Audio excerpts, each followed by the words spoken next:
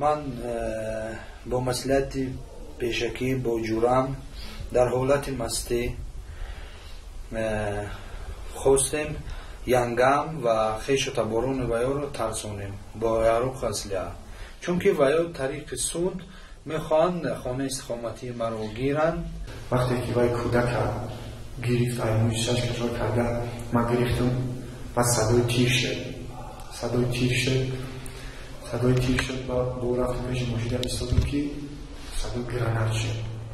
دیگر 5-6 بیشتر کردم که یک روز اومد دستش بریدگی دور آمدیم، من تپانچه را استفاده بردم، 2 بار تیر زدم. طرفی کی؟ طرفی همون من که دور آمدم و یا وایمه کردم، منم از زمین یعنی خوشم رو گم کردم. بعد 2 بار طرفی و یا تیر خوری کردم. بعد در همین وقت بین من و نظریدودوف، خلیدودوف، نظریدودوف مبارز یعنی شپی شد.